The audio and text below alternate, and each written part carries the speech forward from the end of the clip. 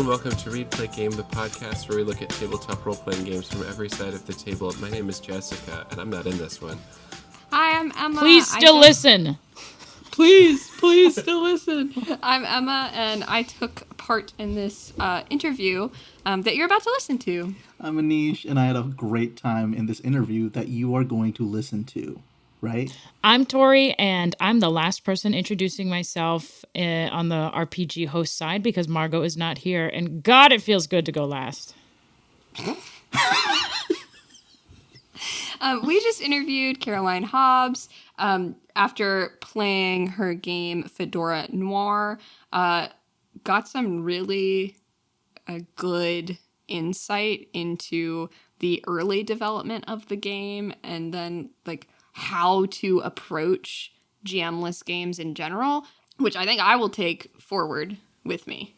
And at the time that we had this interview, the Read episode was out that Caroline actually had listened to, but the play and game weren't out yet. So that's just kind of some fun context for where we were able to meet the game designer. So she doesn't know. Yeah, I don't know. Hopefully we made her proud. Let us know in the comments.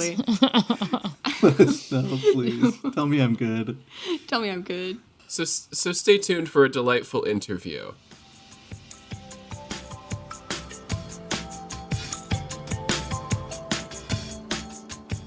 Hello and welcome to this episode of Read Play Game, where we look at tabletop role-playing games from every side of the table. Today we are so excited to be joined by Caroline Hobbs, designer of Fedora Noir, along with Morgan Stinson. We are so excited to have you here. This game was a delight to play. I feel like I say delight a lot. It was a whirlwind, a joy. My voice was hoarse at the end from all the laughter. Yeah. And you might notice there are only 3 of us here right now, but obviously Fedora Noir is a 4-player game. We had a guest come in for that, our good friend Josh, who was our detective and really knocked it out of the park, I think, on that. Went method. Yeah, went method. But yes, so excited for you to be here. Could you give a quick introduction or overview of yourself for listeners who may not be as familiar? Yeah, thank you so much for having me on. My name's Caroline. I'm a game designer. I'm one half of our little game design company, Less Than 3 Games. I make games along with my partner, Mark Hobbs. I'm out here in the Pacific Northwest, enjoying a very cloudy late afternoon. And I'm just thrilled to be here. And I did get to listen to the first episode, the setup episode, the Read episode. And can I just say I was delighted, but I'm a little bit concerned about the level of daydreaming drinking that was going on. And I just want to make sure that everyone is okay afterwards. We're okay. Okay. Yeah. We're good. Yeah. I know you don't see Josh, but Josh is also okay. Okay, good. I'm gonna take your word on that. I've watched a lot of noir films, and I know that sometimes it doesn't always end so well for everyone involved. So I'm glad to hear that he's fine.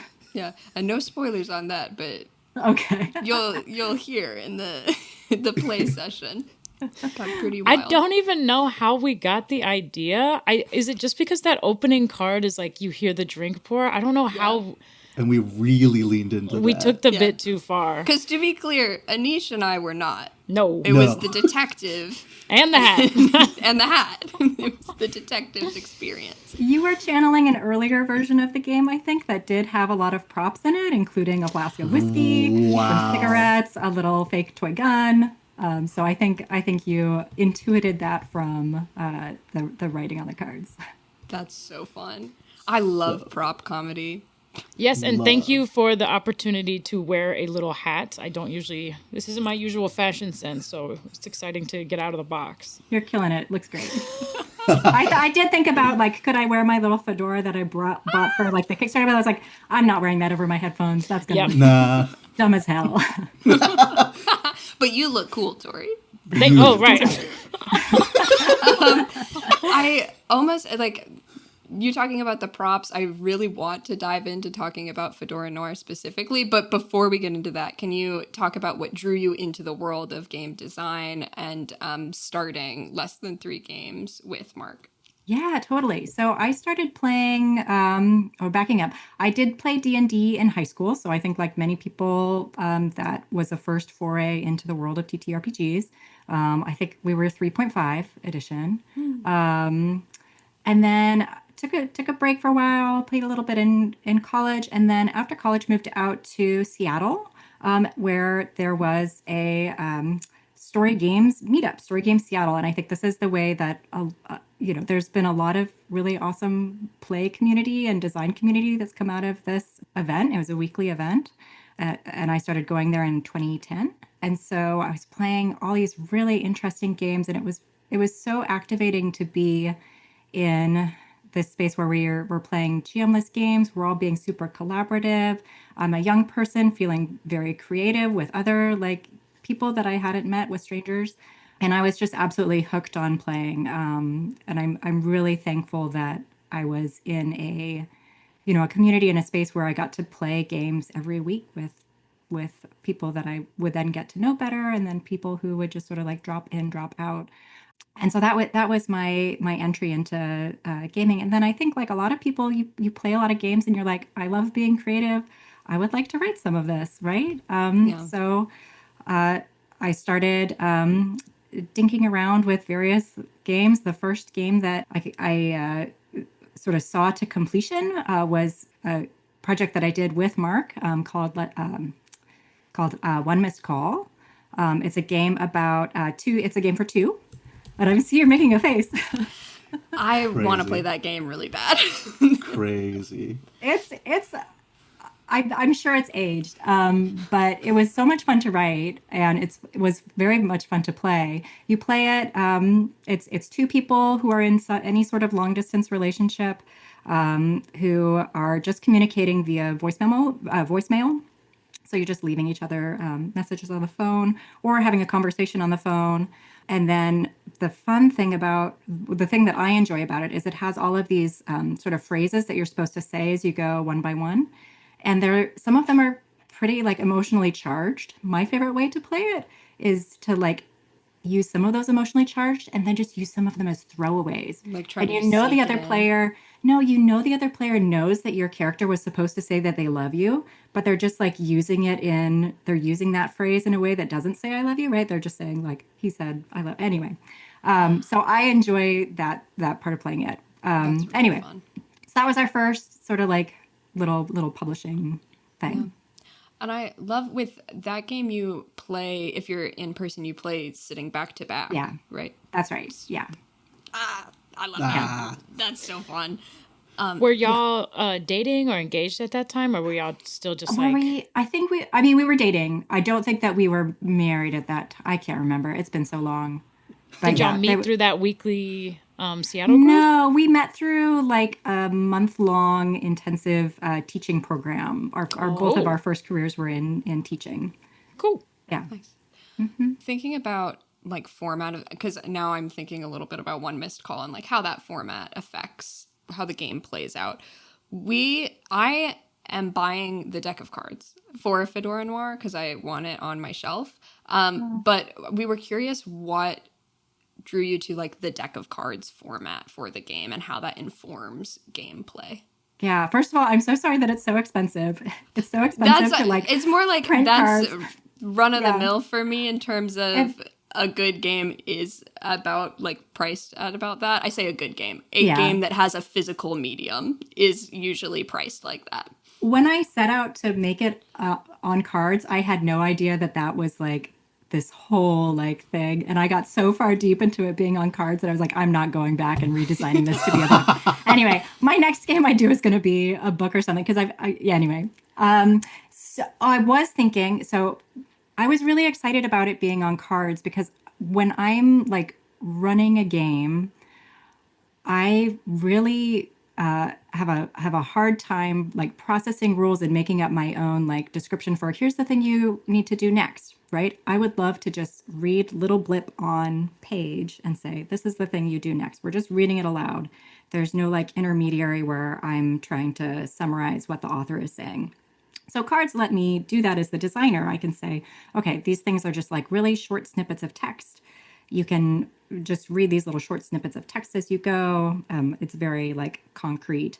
And then I also was really excited about like the just giving players some easy little things to help them get started playing, or to like help them as they're playing. So the actor cards with the little portraits, the settings with like it's already written down there, the role cards, just being these things where you can just like pass them around the table and get started and play without having to make a bunch of little things as you're sitting down. Without having to like fill out a full character sheet. Yeah. Yeah. The cards are like a love-hate thing, because it's like it was. I'm so happy with how it turned out, and like I really love playing with it. It's very challenging to format cards like with like short text, it's short lines, but some of that like constraints of format I think can really lead to creative like solutions and interesting products. And Part of what is compelling to me about the card format is that it is such a like I think I say this in our game discussion, it can be just a party game. Yeah. You know, like and having a deck of cards feels a little less scary to me than like so unintimidating. Like here's the book. Yeah. Me trying to convince a group of my friends who don't usually play role-playing games, like carrying a stack of books, it is so much easier to have a deck of cards and play a game that is inherently a romp. So, yeah, a romp. That's the word I was looking for at the beginning. It was an absolute romp. I think that's how they describe most noirs, romp. In our case, it was a romp-com. Sorry. A romp, a riot. So the locations, you just had mentioned playtesting. I was curious, did you get any of those from playtesting? Did you see any of them? What did those games look like? I'm thinking of like, the ones set on a different planet, or the necromancy, like those really like stuck out. So yeah. So for the settings, I was really excited, and Morgan and I were both really excited about like bringing other people into the process somehow. And the idea we landed on was to do the settings. So we invited a bunch of friends to collab and people in the RPG space to create those settings. So there's 2 settings that we created in-house that Mark primarily created. Those are the New Hudson, the sort of like classic New York, grimy New York setting, and the After City, the kind of classic Blade Runner setting. So Mark and I did those ones. But then we invited other folks to sort of like pitch us their ideas and then sort of run with them. So for the most part, those settings are the ideas from the people who created them. And I really love how there's like such a variety of them. I was so excited by like seeing the names of the places everybody came up with and like the names of the people. And they've been very fun to play. One that sticks in my mind was the Necromancy College one, right? The College for Homeless Queer Youth. We played that. I got to play that one time, and our detective was investigating their own murder. It was very so charming. Fun. Yeah. That's really fun. So cool. Yeah. Oh, wearing a wizard hat. Right, I was about to ask, what's the hat? Oh my goodness. Yeah. You spoke on this, and I meant to ask earlier, but you worked with Morgan Stinson on designing this game. What did that collaboration look like? Yeah, I have a whole timeline that I took some notes on. So I was texting with Morgan, and we think that he started working on it in 2012. And it's sort of, or I can go back to sort of those phases. So he started working on it in 2012. I played it for the first time in 2012 at a house con. I think it sort of sat around for a while. Then he partnered with his buddy Joe Greathead, who's in the credits as like our special thanks. They worked on it together for a couple years. It got set aside again, and then in like 2019, I was like, "Hey Morgan, what is happening with Fedora Noir?" And he's like, "I think it's kind of done." And I was like, "I would really like it to not be done. Can I please help?" Yeah. And so he has like a real job and like is very busy. So he was sort of like, okay, so I kind of led the charge on it from like 2019, and then the Kickstarter was in 2021. So it had a very long development cycle. There were lots of hands stirring that pot. Yeah. Yeah. And the props, was that from Morgan, or was that when that was did Morgan? That happen? So okay, so I'm gonna get this wrong, but I'm gonna do my best. So Morgan was saying that idea for the game came from this like discussion about how humans kind of think through crimes and think through like mysteries. So it was this thread on the Forge about induction and deduction and how people are very bad at those things. So like we're bad at following a list of clues to get to a conclusion. Instead, the theory is that we do this thing called abduction, which is like there's all these things kind of happening. I'm looking around the room and seeing what's there, and then I'm pulling something together from just what's there. And so that was like the sort of impetus for the game is, okay, how can I make a mystery game that is abductive? It's not like, here's clue 1, here's clue 2, follow these breadcrumbs to solve a mystery. It's here's this situation, here's all these things that are sort of around. Take that together to sort of like explore a mystery and like experience being in a mystery. And the original version had like this grid where the hat would be like taking down notes about different things that are happening and sort of really focusing on trying to solve the crime. I think it was always a murderer in the original text. But Borgen's super creative and like had also had all these ideas about how to do it. And there was, similar to the final version, there was like a very restrictive sort of like scene cap. I think there were 6 scenes at the beginning. And you got, throughout the game, the detective got 3 cigarettes, I think 3 drinks, and then there was a gun on the table. So if you picked up a cigarette, then the detective had to stop talking and the hat had to be the one who did all the narrating, right? So you pick up a cigarette, detective shuts up, and now we're just like hat monologuing. If the detective picked up the drink, now they are giving into their vices, right? It turns the hat off. So the hat can't talk. It's just the detective talking. And then if, I think it was once per game, I might be getting that wrong. The detective could pick up the gun from the table, and then that would mean that a guy with a gun enters the scene. Right. Classic. So it just changes the direction. And that was super fun. And it was really exciting to play. What happened with the game was there was that piece, and then there was the detective hat piece, like one person narrating thoughts and feelings and one person narrating actions. And as I was playtesting it lots and lots of times, one thing that I felt was that as a facilitator and as a designer, it felt bad to tell a player to stop talking. And doing that over and over again, I was like, this works for players who are really ready to talk at any given moment, and kind of feels rude to players who are not so much excited about that. Yeah. So I decided, okay, we've got one core cool thing that I think is the thing that gives this game like its really interesting tone and makes it fun to me. I want to focus on that one thing and put the props aside, like lovingly put the props aside.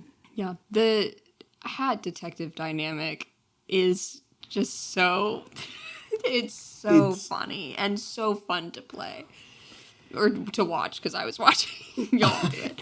What's interesting that I found and observed is that initially, like, we kind of sought out to like find the mystery and like focus on the mystery, but it instead became a game about that almost like buddy cop dynamic.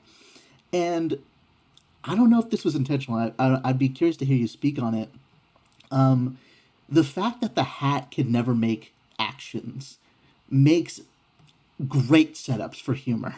Yes. Because when your friend who wants to mess with you does the opposite of what you're thinking, it just leads to really great character moments. So I'm curious, in the playtesting process, like if there was a conscious shift from mystery to that dynamic, like you were talking about, and if you were aware of the comedy.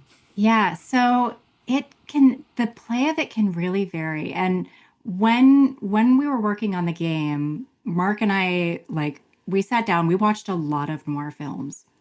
And the thing that excited us most about it is like, or one of the things that excited us about them is you have this hero in this like cynical world who is cynical and who is flawed, and often has a dark view of human nature, right? They know they should be doing certain things, and maybe they do those things, and maybe they don't. Maybe they want to like kiss her, or maybe and then they don't, right? So I think that it gives you that opportunity to have that irony that can be very funny. Like, you should be doing this and you're doing this instead. Or I'm thinking this and I'm doing this other thing. That can be very funny. And we've had tons of funny games. And even in noir films, there's lots of funny moments and lots of really cute dialogue. But it can also be like very heart-wrenching, right? Like, you're like, I should tell her that I love her. And then he walks away, right? I don't know if you have an answer to this even, but I think one of the reasons those locations stuck with me so much is because when I think noir, and I'm not super familiar with the genre, I have a very specific like genre, type of story in mind. And I think we ended up going with kind of a classic setting for that reason. And then in terms of the dynamic between the flame and the detective, spoiler, Robin Banks ends up using any pronouns, but I found myself contextualizing Robin. I thought you were going to say I think they're something gonna else. spoil something. Well, I found myself contextualizing Robin as that kind of like female bombshell. You know what I mean? There's just like all these like biases or like ideas that we have about it that kind of like, I was like, oh man, this seeped in even though, this wasn't established. Or do y'all know what I'm talking about? Yeah, yeah. So It's interesting how do you escape that genre as a Yes. challenge? so my Or do question you have is, to? Yeah.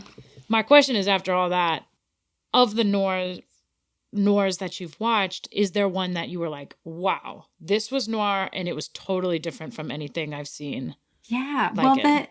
the interesting thing about film noir, and I am not a film history expert, so I'm going to get some of this wrong.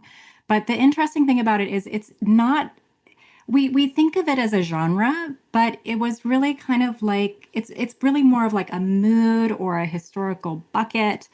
There's things that a lot of noirs have in common, right? They're usually a crime drama, or have some crime of some form. They usually have a pretty cynical view of human nature. They're cruel settings. Bad things happen to people. Yeah, check, I'm check, like, check. yeah, we checked all of this. Yeah, we did that. But like, thinking about it in terms of a genre, it didn't happen until a lot of them were already out, right? It's called film noir, because after World War II, all these films came to France, and the French critics were like, "Oh, something changed in American cinema. It's like dark and gritty now. This is cool." But it's well, there are things that are like, there's commonalities between a lot of the classic noirs. There's also like quite a bit of difference between them. A couple of like the very iconic sort of like original film noirs, Double Indemnity is one. It's like a story about insurance fraud and murder. That's It's not a detective story. There's a detective-ish character, but it's it doesn't follow like the Maltese Falcon, for instance, is like more like a straightforward private eye movie. And then there's movies like Sunset Boulevard, which is really one of my favorites, which is about like a failing writer taking advantage of an aging film star, right?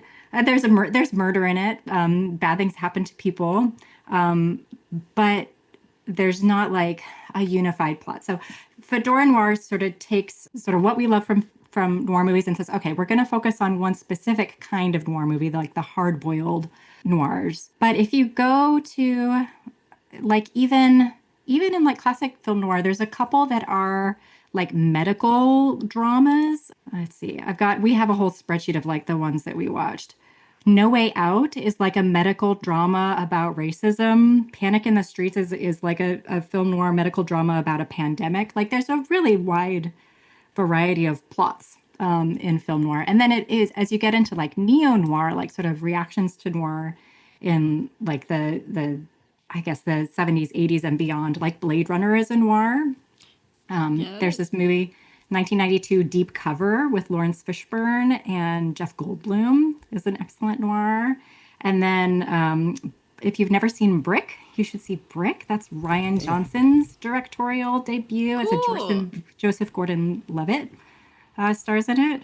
It's like very much like sort of like a straight down the line crime drama, but what if we're high schoolers? That's fun. It's very fun. So it's a very diverse sort of like mood, movement, air quotes genre. It's funny how, because I think all of our touchstones for the genre were parodies of the genre because it has become so parodied in popular culture, which, again, for us, this game was just so fun and funny to play that having those as the touchstones, I think, helped us define what our hat detective dynamic was going to be. But yeah, it's just interesting to hear you talk about like the origins of that from just watching a ton of these movies to then I think the things that stick in our brains, like Tori was saying, of like those strange dynamics. I would love to hear about with the dynamics of like the flame and the partner, which, oh, you listened to the episode, but for listener, in case you skipped the play sessions and are just listening to the interview, Emma, played the partner and Anish played the flame. And what the thought process was on having the flame and the partner frame 2 scenes each, but then like the detective in the hat only got 1, because I thought that was neat. Yeah, so I think it's been so long since I made those decisions. I enjoy like having a very set kind of like structure and expectations for how many turns we're going to get to play with this, because I want to keep the players sort of like on track and on focus for not the mystery. The mystery is much less interesting to me than the relationships between the characters. So I want to give everybody an opportunity to like set up status quo for relationship and then flip it, right? So we each get at least 2 times with the flame and the partner for them to do that, to see, okay, who are you? What's your relationship here? Then we have a couple scenes, right? Other things are happening in the background. And then we get, that you have, or you suspect that you have, because the hat, I think, frames the last scene, that you have like, this is my last chance to do something big with this character and take things home. Yeah. Yeah. I love the sentence you just said, that it's more, you focus more about the relationships and less on the mystery. I'm curious if you have advice for people coming into this game. Like we were talking about, anybody can make this game with all its different settings and all people's individual touchstones. They can kind of customize it however they want. But for some people, they're going to come in thinking it's a character study.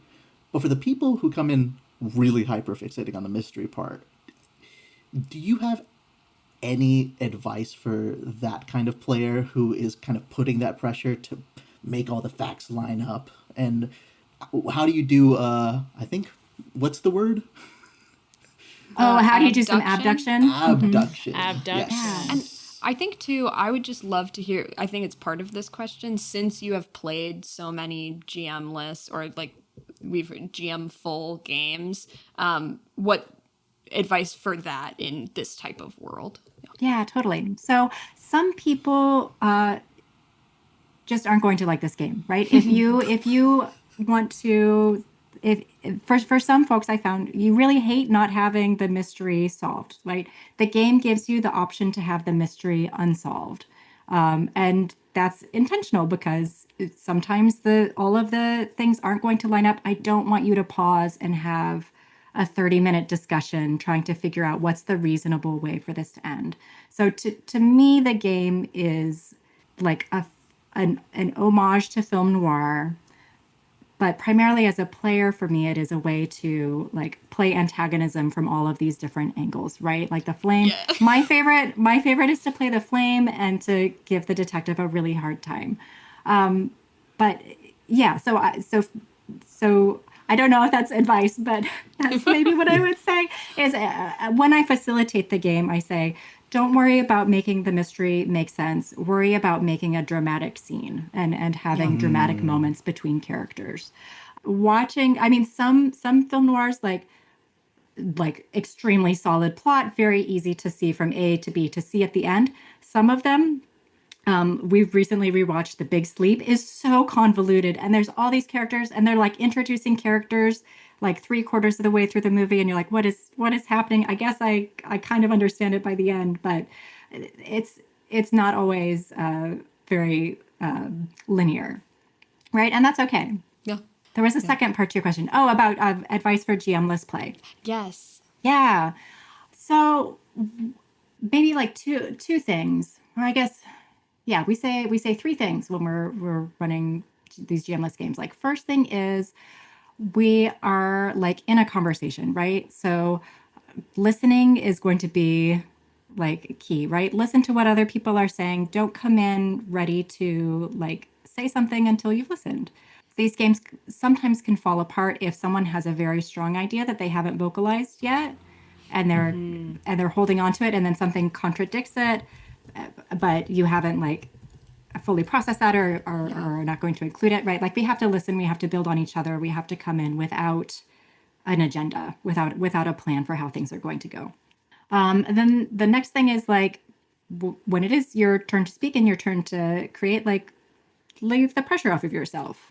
We all have unique minds, right? We all come to games with different lived experience, different like media consumption, different things that we're interested in. Grab from all of those things in your life and in your brain, and it's going to be magical at the table, just because like we all as individuals are magical, and what we like bring together is really special. And then I guess the third thing we say when we're like doing our like story game spiel is about safety. So like, just take care of each other at the table, and like be willing to listen and change things based on like, this is a group activity. All of this is optional. Like, Yeah, all of this is optional. yeah, relax and have fun, and take care of each other. Yeah. I love hearing you say that the focus on the goal of like creating dramatic scenes, and like, don't worry if every single piece of the mystery works out, being something that, you encourage, because me being the hat, and you'll hear it. Oh yeah. Sometimes the detective would be like, what do you make of this? And I'm like, oh my God, like, I really don't know. And Emma played the partner, and Emma's somebody who's super great at that kind of like mind palace, like putting stuff together and like, okay, here's what we should do next as a blah, blah, blah. So I was very thankful that it was kind of a collaborative thing, because if the goal was to solve the mystery, I would have been out of luck. That mystery, we would have been fired as the detective. It's fun, but you intuited that the game was also about that character relationship, if not pretty much entirely. That's where that flask came in handy. I love to, when we were picking who was going to be what roles, we fell into it pretty much immediately. Like, I think I read through it and I was like, my pitch would be this. And then I think everyone was like, oh yeah, that's kind of our play style. That's where we want to be in the game. And you were saying that your favorite like place to be in Fedora Noir is as the flame causing trouble. Have you noticed that, like, I'm trying to figure out what exactly this question is. Like, do certain archetypes fall into these roles, or would you recommend that I try to break out of that and like challenge myself and play as the flame and do something different? You do you. Like, play whatever feels fun. Morgan loves playing the detective and just like not listening to the hat and that's act. I think Mark usually likes to be the partner or the flame. I find that like usually it's just kind of about energy level, right? Like, the hat is the hardest job for most people, because sometimes there's a lot of pressure put on you to like figure things out. And I'm sure you killed it, Tori. You did great. But yeah, so, and then I think for most people, the partner kind of feels like the safest choice, right? You're not playing a romantic thing with your friend or a stranger, right? To me, the flame feels like the easiest, because we have so many cultural touch points of like, what does a love interest look like? Yeah. Yeah. I'm surprised to hear that because I mostly just cracked one-liners. Whereas That's great. I can't interact with anything in the scene. I'm gonna just make observations.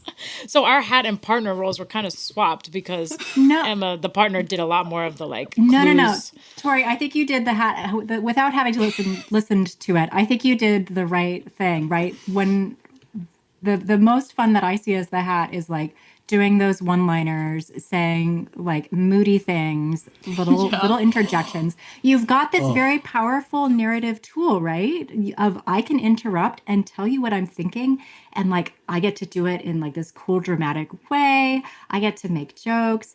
And so one of the most fun things about being the hat to me is like I'm kind of this audience member that then just gets to like interject things to fuck everything up. So I think you did right. Yay! Okay, that was a pleasure to have in class. Nice. This is the best interview ever. Sorry, Emma, what were you going to say? I was going to bring up just how fun it was with that kind of like almost workload. And I think it's interesting that you were talking about it because we, again, through lines with production companies and working closely with Mark, we talked about the narrative burden of the different scenes in Epitaph. So it's interesting to hear like the narrative burden on different characters and having the balance of like the partner and the flame are also everyone else, I think lends itself really well to that.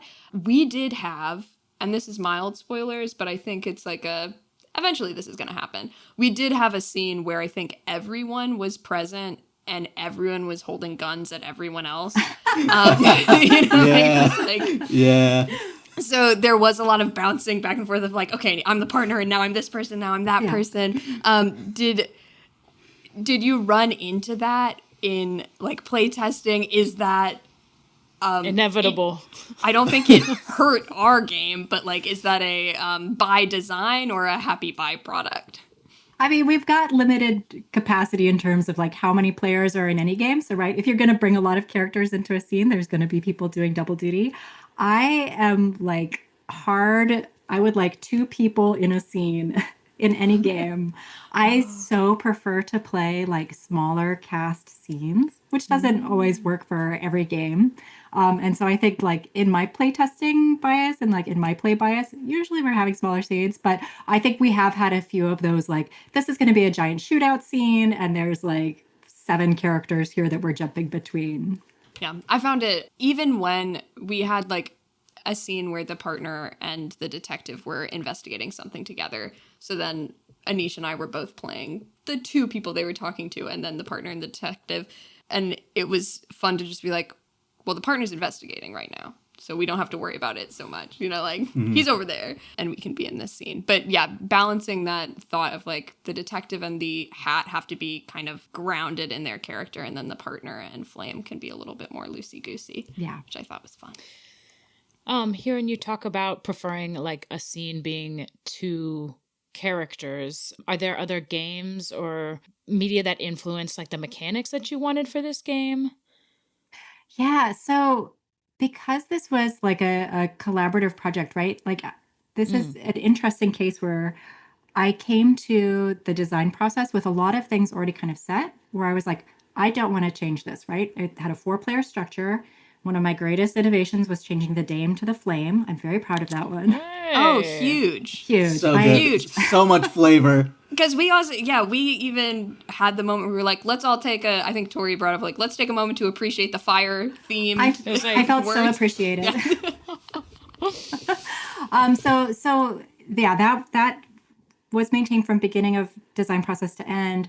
The hat detective dynamic, that was the same from beginning to end. And so a lot of the design process was just, I've got these core elements, we had the props, and then I'm just going to try a bazillion different other ways to make a mystery work. And so like in the original game, there was this grid. I think in a later version, we had like a halftime huddle. There's like, make a bunch of clues, reveal the clues, like think through what are your like theories about it. But yeah, that sort of like character structure that was there kind of from the beginning, and then as we sort of stripped away mystery stuff, stripped away all the prop stuff, it became like, okay, how can I describe these relationships and get a scene structure and the scene prompts that will give players like some easy little tools to get into playing. What is when I play it, it's usually a pretty like, I don't want to say immersive, but you start playing and you like go bam bam bam scene to scene with like, we're not doing so much of like a third person narration. We're doing more like a first person game, which is not always what I how I play in like another role playing game, where we might be a little bit more removed from, like, we're one sort of step removed from the fiction, whereas in like Fedora Noir, and sometimes you know you feel like you're playing out a play or playing out a movie. It feels a little bit more LARPy than some other games. Oh my god, yeah. We love a role play heavy game. Yeah. We love playing We scenes. love. I saw that no prep, just like we get our characters and we just interact with each other. Dive in. I was licking my chops. We always like to ask game designers if in the multiple games that you've created, is there any kind of like artistic through line that you're conscious of? And like, I don't know if you have any thoughts hearing that. Yeah, so there is. So my first game, One Missed Call, that was a 2-player game. My next game, Downfall, is a strictly 3-player game, and Fedora Noir is a strictly 4-player game. Wow. So my next game is not going to be a strictly 5-player game. I'm going to end that trend. Ooh. Because I just want to have like flexibility to Sure. run games with Yeah. different numbers of people. Yeah. But that is sort of like, I didn't intend for that to happen, but that is something that happened, where I've got 3 strict player count games. Aside from that, Downfall and Fedora Noir both play with like role asymmetry. In Downfall, which is the story of a collapsing civilization, we have 3 roles. We have the hero, the pillar, and the fallen, and they all 3 have different sort of narrative inroads into the story. And Fedora Noir, like, as you know, has those different narrative roles for players to get into. So that would be another one. That's really cool. Well, that's going to be awesome. Game with no strict player limit. Is this something that's like public? Do you want to pub it? Is Oh, this sure. like... I'm working on 2 things right now. I'm working on a 2nd edition for Downfall, which is going to take out the the player limit. Oh, cool. And then I'm working on a game called Entanglement, which the tagline that I'm keeping in my mind to make it enjoyable is that it's a game about feelings, relationships, and feelings about relationships. So Nice. it's about, we make these statements about how we feel about each other, and then we sort of layer on fiction that's happening related to those feelings. And it's often overlapping, and we're often sabotaging another person's relationships, knowingly or unknowingly. It's very sort of like dramatic feelings and relationships game that can also be quite funny. So those are the 2 things in the hopper. Exciting. Cool. I also the player limits. I understand wanting that flexibility and moving past it. I will say I very much appreciate when there is a game that's like, this is what's going to happen. This is a 4-player game, because it is so. My biggest issue that I've run into with running home games is genuinely like, what people do I need in the room? So it's nice when it makes the decision for you of like, okay, we need 4 people. I've got 3 people coming over for dinner. We're playing the game. Like, perfect. There you go. This is what we're doing. I like that it takes that off my plate. That's funny. Yeah, I think like four players is kind of the perfect number of players for a lot of games, right? 3 players is great because you have like a super focused story happening, but that kind of means that everybody's on all the time in a way that can be tiring. So I'm a big fan of 4 players. 5 can also be quite fun, but then we end up with like, you don't want to make people wait for their turn, so you end up with like 3 and 4 person scenes frequently, and it's just kind of a mess. But so I'm a big fan. I'm a big fan of a 4-player game. Do you have any game recommendations for us to play? Listen, you guys, you've already played a bunch of games that I like. Yay! Oh, shout them out. Shout them out. The ones that I normally recommend that you've already played our Epitaph by my partner Mark. Exquisite Biome by Caro Surgeon. Yes. I love that game. Can I tell you the things that I love about Exquisite Biome? Yes. Please. This is the thing that I love the most about it, is that it takes animals and breaks them into their composite parts and then asks you to consider that animals are just freaking weird. Yeah. Right? Like, you don't need to create anything monstrous about these animals to be like, oh, I'm thinking about animals a little harder than I usually think about them. They're fucking weird. It's great. Yeah. I loved our critters. Like, it was so fun to build critters.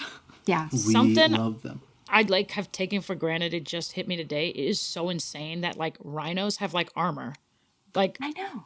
as a kid, you just see a rhino, you're like, all right, yeah. And then I don't know. Now I'm like, wait, this actually is kind of crazy. We should be like looking into this. Some animals have like 4 foot long tongues, and you're like, why does your tongue just go back and roll up into your head? What is up with wild. that? Make Yeah. it make sense. We had a great time playing Exquisite Biome. It's a fabulous game. Another one that you just played, An Altogether Different River. I was like looking through your backlog to be like, okay, what have they played already? Yeah. After I was like, hey, here's my normal recommendations. I love An Altogether Different River, Aaron Lim. It's one of like, I love how it sets you up to be like this before and after, and like just the feeling. Every time I play it, it feels so like quiet and sweet and like introspective. It's a beautiful game. I'm curious if you know of any games like that was one. I mean, we play on Zoom. There was a time where we all lived together and could be like playing in person, but now we're on Zoom. I don't know if any come to mind. I don't know if during the pandemic, maybe you were doing any games, but if you have anything specifically for Zoom or in contrast, specifically to do kind of private, like not for recording purposes, I would love to hear those recs as well. Oh my gosh. Like, what do you mean specifically? So something that runs very well in Zoom? Yeah, I think. There's, we did one game that comes to mind. I don't know. I can't remember how well we engaged with the system, but playing it on Zoom was extremely fun. I think it's called View Scream. It's a horror game. Ooh. Our game, I don't remember how much of this is baked into the system, but we played on a ship. And then you eventually, like, everybody gets kind of picked off one by one. And so we had a ton of fun, like, putting on makeup and costumes and turning off all our lights and being very dramatic on the screen. So that was one that we really enjoyed over Zoom. I found it, and it does say that it is designed for online play. So that's awesome. There you go. Yeah. Boom. That's great. Boom. I'm jotting it down. Oh, and then actually, StorySynth is a platform. Fedora Noir. So I was working on Fedora Noir from 2019 onward. In 2020, we had a pandemic, and so we were playing online a lot. I was like, fuck, why did I decide to do this game on cards? But Randy Lubin has this website called StorySynth, where you basically upload cards and have a shared deck that you're playing with. So a lot of Descended from the Queen games are on there. Fedora Noir's on there. And so those are a really nice way to play sort of like card-based games, but on like a shared platform without like, I don't know. I have difficulty with like Roll20 and those more like robust platforms. This is like built off of Google Sheets. I love StorySynth. So I would check out games in there too.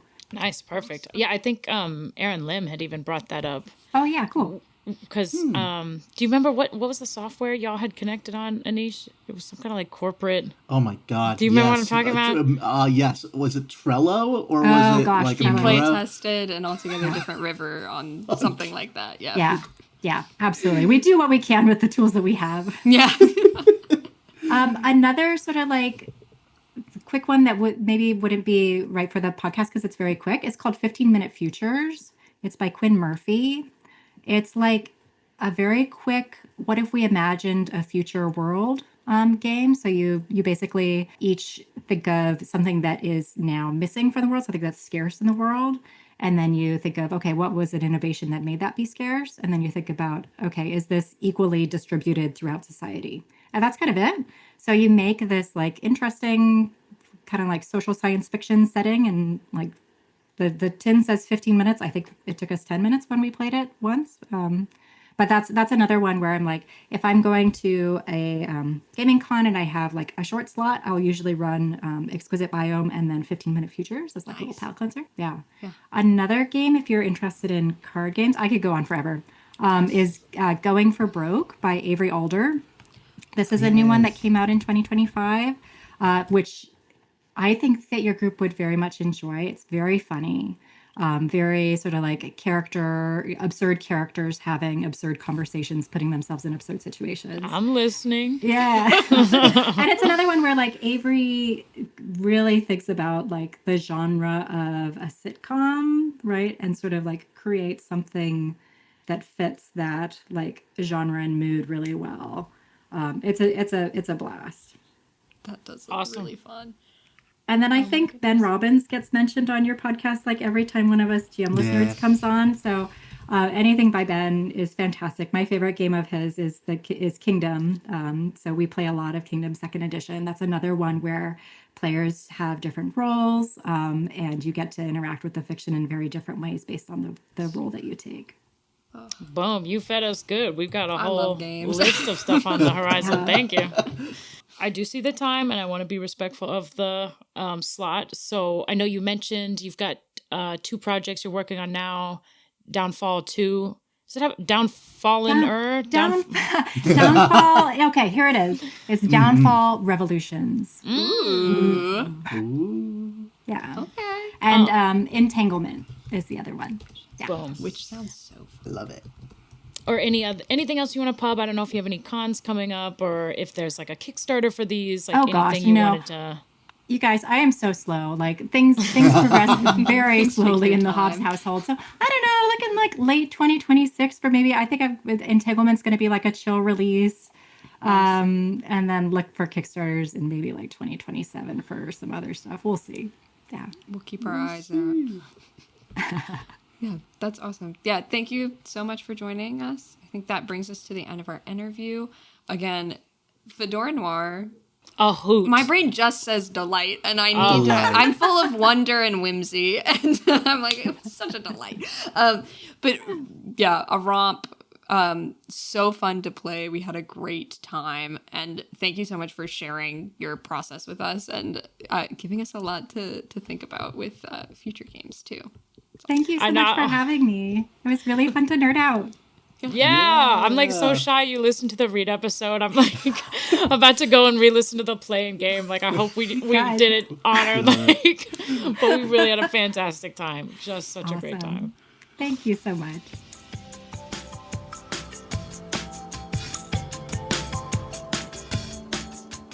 Thank you so much for listening to this interview. Again, we had a great time. We had a great time playing. We had a great time talking to her. And I predict that I will have a great time playing more of her games and Mark's games. I really like the Less Than 3 Games collection. And we will continue to peruse those. Probably not on our main feed because we like to spread the love across different game designers. But I will be playing it in my personal life and perhaps on Patreon. Only one way to find out, listeners. Only one way to find out. Give us Tori your money. and I will be back to back. This is going to happen. Shoulder blades touching. Anytime I inhale, Emma can feel it. When you Should we laugh, leave? So when you laugh, I don't you know can what feel they're it. talking about because I didn't actually listen to the episode that they recorded. All right. So, You can't say that in the episode. well, like, I'm excited to listen to Most it. of that will be cut, I assume. I'm Wow, leaving that in. what a great episode! What a great interview! I can't wait for the next arc, which is Space Goblins. Space goblins! We're bringing back the goblin characters that we used for Goblin Errands and for our home game that a good portion of the fans of this podcast, which are us, really like. We some really of our like them. favorite We love 'em. characters, and so the big fan requests, right? Huge. I would say about 5% of our audience. Is us? Whoa, I'd throw a 0 on that. I'd go 50. No, I was being pretty realistic. We have at least 100. We have like 400 listeners a month. Oh, So hell yeah. really, it's what? Let me Right, get but, like, my ego up about this thing. Do you know how many different devices I use to listen to the podcast? I hadn't factored that in. We hope you tune in next month, week, whatever it is from this point, to hear these goblins again. They're going to be pretty exciting. or they're gonna be quite a fun time, as they usually are. Well, hold on. We will be playing Space Goblins next, so listeners, it may behoove you to go back and listen to Goblin Errands, because we will be revisiting those characters, so it might be a nice refresher. But you don't have to, because Well, we're you going should. to. You certainly should. It's very good, but it is also Yeah, you don't have Two different to. games. This will be We'll out explain of the time. characters decently, because like we said, when we did Goblin Errands before, we were already doing characters that literally nobody knew because it was just our home game. It'll be a lot of inside jokes. It'll be quite a few inside jokes, and some people like that. Like I us. love inside jokes. 5 people do. So, if you would like to listen to more stuff in the meantime, you can check out our Patreon for bonus episodes. It is included in our link tree, which has that plus many other links like our social media, Instagram, TikTok, Twitter, Blue Sky, I think, all the other ones that you probably use, and you can have there's a link to our Discord, which you can join to talk to other fans and sometimes us about the podcast and upcoming stuff, other stuff you're interested in, share fan art, whatever. Just engaging with the community a little bit, because it's a fun group of people. And that is, again, that's at our link tree, which is linktr.ee/readplaygame, all one word. That is linktr.ee/readplaygame. And beyond that, you Can give us 5 stars. can give us 5 stars on whatever Please. podcast platform you're listening to us on. Caroline thought I because- did great. Yeah, She would give me 5 Caroline stars. hopefully would give Tori 5 stars. And you know what? If you like Tori, leave a review that says 5 stars for Tori. If you like Emma, 5 stars for Ooh, Emma. yeah, You let's should do leave it. a review 5 that says 1 star for each host. Or That's perfect. or tell us who you like best and say it's actually 5 stars just for Tori. Or say 1 star. I wish Josh was on all the episodes. That's true. Yeah. Fair. If you but have the visual, it's almost like he's here. it is almost in a lot of ways. But yeah, thank you so much for listening, and we will see you at a different table. I liked how you hit that. You put some gravy on that one. At a different table.